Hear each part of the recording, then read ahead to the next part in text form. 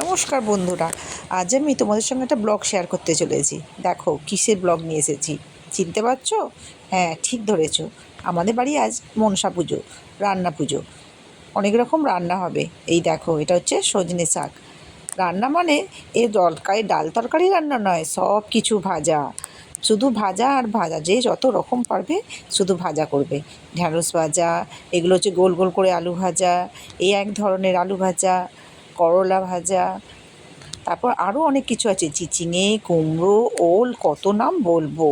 যে যত রকম পারবে করবে। আর সবচেয়ে ফেভারিট হচ্ছে এই চালতা। চালতা দিয়ে টকের ডাল যা লাগে না খেতে। হ্যাঁ, তার সঙ্গে আরও দেখো পটল, বেগুন, কাঁচকলা, কত কী যে হবে। আজকের দিনটা খুব সুন্দরভাবে আমরা কাটাই। আর আজকে আকাশটাও যেন আমাদের সঙ্গে কী যে অবস্থা করে চলেছে, সারা দিন ধরে বৃষ্টি আর বৃষ্টি, থমকে থমকে বৃষ্টি আসছে। বৃষ্টির মধ্যে কাজও যেন করে উঠতে পারছি না, একা হাতে সব কাজ। এই যে এত কিছু আনাজ সব একা হাতে কেটে তাকে ধুয়ে আবার নুন হলুদ মাখিয়ে সব করে রেখেছি। দেখতে দেখতে ঘড়ির কাঁটাটা কোথায় চলে গেছে, 3টে পার হয়ে গেল। কখন যে গিয়ে রান্না বসাবো তার ঠিক নেই। একা সংসার, বুঝতেই তো পারছো। আচ্ছা বলো তো, কার বাড়িতে এরকম রান্না হয়? আমায় কিন্তু কমেন্ট করে জানাবে। খুব ভালো লাগে না এরকম অনেক রকম ভাজা দিয়ে টকের ডাল দিয়ে ভাত খেতে? তবে হ্যাঁ, আমাদের বাড়িতে একটা স্পেশাল আছে। কী বলো তো সেটা? ওই যে প্রথমেই দেখালাম শাক, সজনে শাক, ওটা নারকেল দিয়ে ভাজা। এটা অনেকের বাড়িতেই হয় না, হ্যাঁ, আবার অনেকের বাড়িতেই আছে। কার কার বাড়িতে আছে আমাকে একটু জানিও। দারুণ লাগে ওই নারকেল দিয়ে সজনে শাক ভাজা খেতে। হ্যাঁ, নারকেলের আর একটা আইটেম আছে। দাঁড়াও দাঁড়াও, দেখাবো, আরও অনেক কিছু দেখাবো। এই দেখো, ওল কাটা চলেছে। ওলগুলোকে আবার সেদ্ধ করব, দিয়ে তারপর তাকে ভাজবো। ঝামেলা কি কম, এ তো তরকারি করার থেকেও বেশি। তবে হ্যাঁ, মজাও আছে। অত সব আনাজ ভাজা, উফ, কী লাগে দিনটা। সবাই অপেক্ষা করে থাকি বছরে এই দিনটার জন্য, যে সব রকম ভাজা দিয়ে আমরা ভাত খাবো। দেখো তোমাদের সঙ্গে বকতে বকতে এখানে আমার সব আনাজ কাটা হয়ে গেছে। এবার এগুলোকে সব রেখেছি পরিষ্কার করে এক জায়গায়। এবার এতে নুন হলুদ মাখাবো। আবার শাকটা সেদ্ধ করতে হবে। কিছু কিছু জিনিস আছে যেগুলোকে একটু সেদ্ধ না করলেই নয়। এই সজনে শাকটা, এটাকে সেদ্ধ করতে হবে, ভালো করে সেদ্ধ করতে হবে। তারপর নারকেল দিতে হবে। হ্যাঁ, নারকেল আবার একটু কুড়িয়ে নিতে হবে, আবার একটাখানি কাটতে হবে। এই যে হাঁড়িতে করে বসিয়ে দিয়েছি, এদিকে হতে থাক, তখন ওদিকে চলো আর একটা দেখাই কাজ। এই যে দুটো গ্যাসে দুদিকে ওভেন জ্বালিয়ে দিয়েছি, দুটো কড়া ভাজা হচ্ছে। দুটো কড়া না বসালে কি চলে? আবার ওদিকে একটা বড় গ্যাস জ্বেলেছি।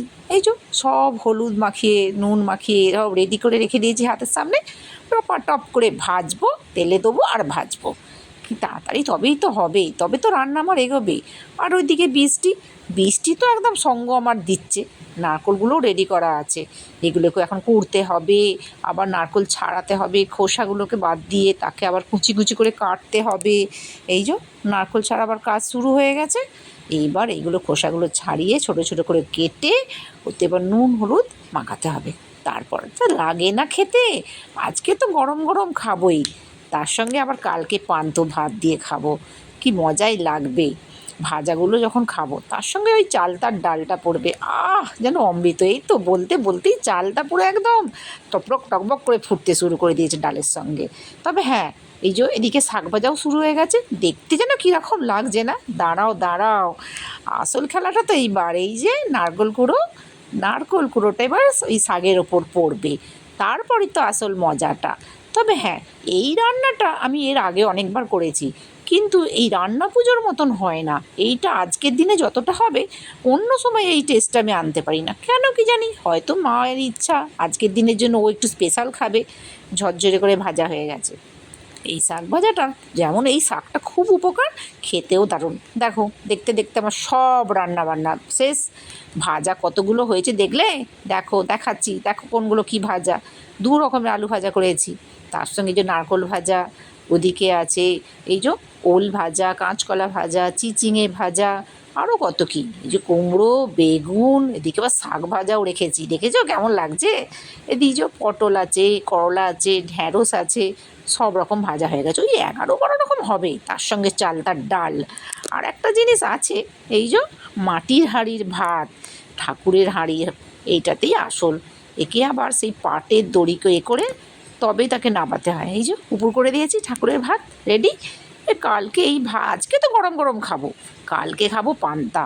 ঠাকুরকে পুজো হলে তারপর। এই যে সকালে আমাদের ঠাকুরের পুজো হয়েছে, দুপুরে আমাদের ভাত রেডি হচ্ছে, সবার পাতে একটু একটু করে সব রকম পড়বে। আর হ্যাঁ, আমাদের আবার মাছ নেই জানো তো, পুজো হলে তারপর আমরা মাছ রান্না করতে পারি। ওই যে যেমন পারে আর কি। আমি তো 2-3 রকম মাছ করেছিলাম, ইলিশ মাছ, কাতলা মাছ, একটু রুই মাছও ছিল তার সঙ্গে, মাছের ঝাল, কাঁচা লঙ্কা, সর্ষে বাটা দিয়ে পান্তা ভাতেতে। যদিও সবাই মন তৃপ্তি করে খেয়েছে। কেমন লাগলো ব্লগটা?